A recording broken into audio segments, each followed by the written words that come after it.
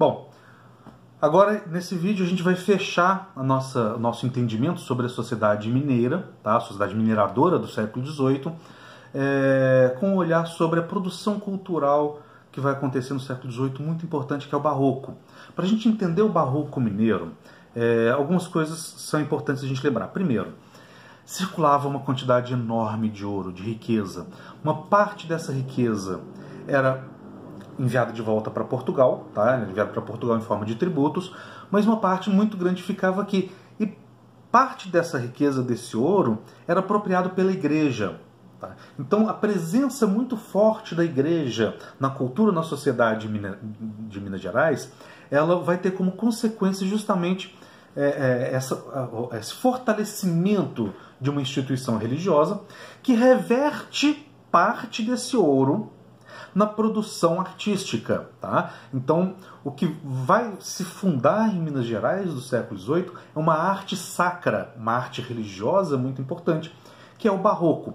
Bom, uma outra coisa que a gente tem que lembrar desse Barroco de Minas Gerais é que ele é um Barroco tardio. O Barroco, se a gente pegar a linha do tempo dos estilos artísticos lá na Europa, o Barroco ele surge lá no comecinho do século XVII. Tem uma obra literária que é considerada uma espécie de marco da passagem do Renascimento para o Barroco, que é o Dom Quixote, do Miguel de Cervantes, lá na Espanha. Tá? O Dom Quixote ele foi publicado no comecinho do século XVII. Na segunda metade do século XVII nós temos a principal obra arquitetônica do Barroco, né, que é a construção do Palácio de Versalhes, lá no governo do Luís XIV. Tá? Então agora, quando a gente chega no século XVIII, na Europa o Barroco já entrou em declínio e já está sendo substituído por um outro estilo, que é o neoclassicismo.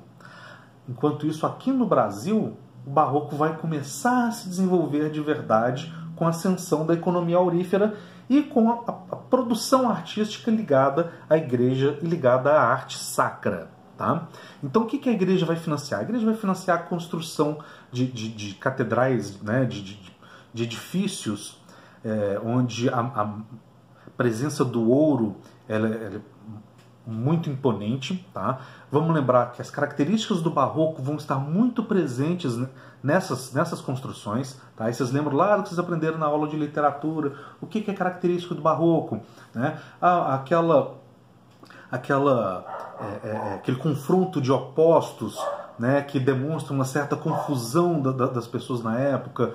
Né? Afinal de contas, a gente tem a Contra-Reforma, que tenta silenciar aquele pensamento que surgia a partir do Renascimento, né, do humanismo.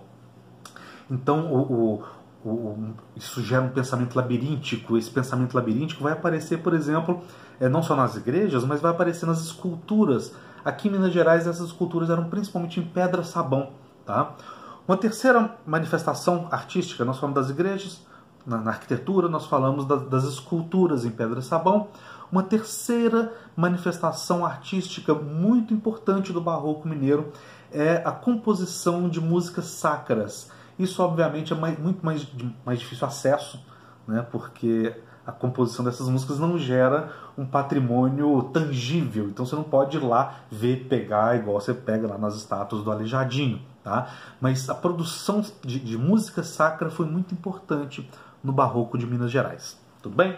Bom, nós estamos falando de um período que está ali ligado ao auge da produção aurífera. Qual que é o auge da produção aurífera? Nós já falamos em algum vídeo lá atrás.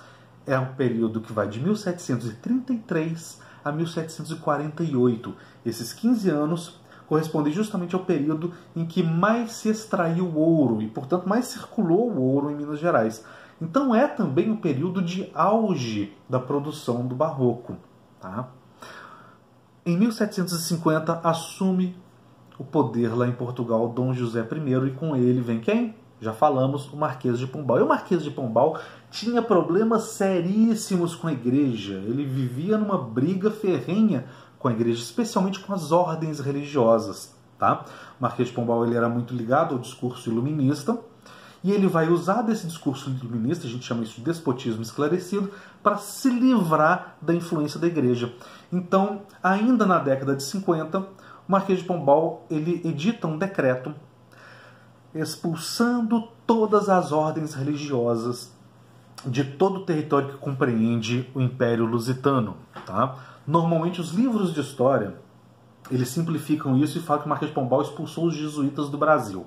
Primeiro que ele expulsou todo mundo, expulsou os carmelitas, expulsou os dominicanos e expulsou os jesuítas também. Tá? Segundo que não foi só do Brasil, foi de Portugal e de todas as colônias. Tudo bem?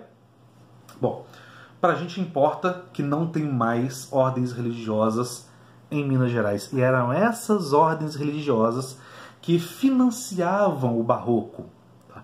Então, à medida em que não tem mais quem financia o barroco em Minas Gerais, o que acontece? Acaba o barroco? Não. A própria sociedade mineira se organiza para praticar isso que a gente chama de mecenato. O que é mecenato? É a prática de se financiar a arte, a ciência, a filosofia.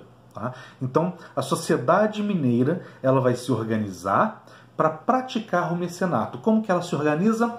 Ela funda irmandades, ok? Então são fundadas as irmandades.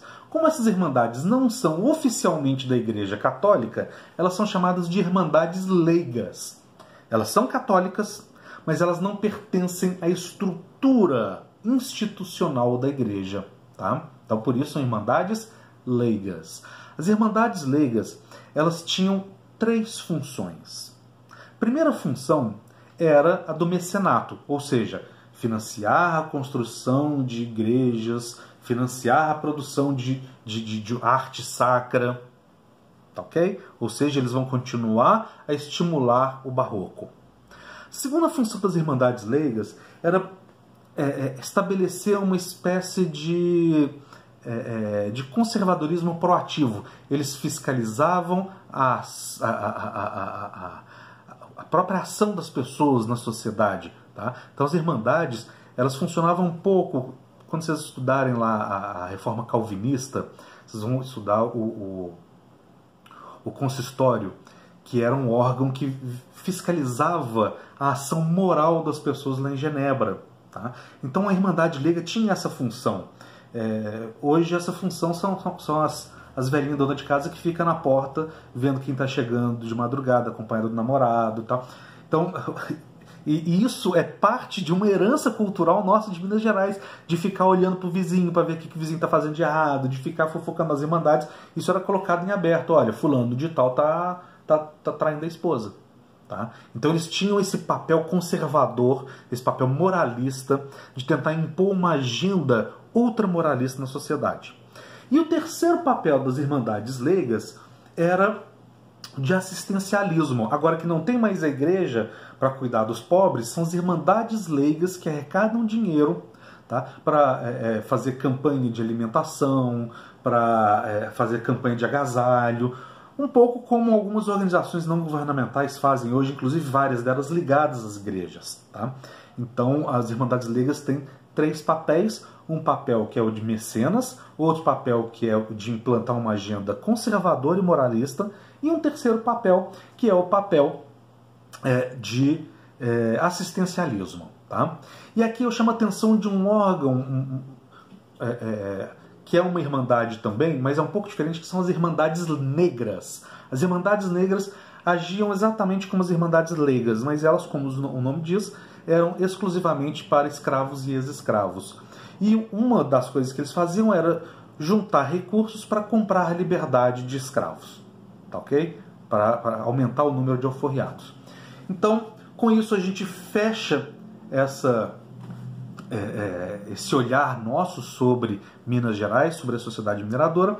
E no próximo vídeo nós vamos falar do nosso último tópico no que diz respeito a esse processo de interiorização da colonização, que é a assinatura de tratados territoriais. Tá? Então, daqui a pouquinho a gente publica esses vídeos todos e eu vejo vocês lá.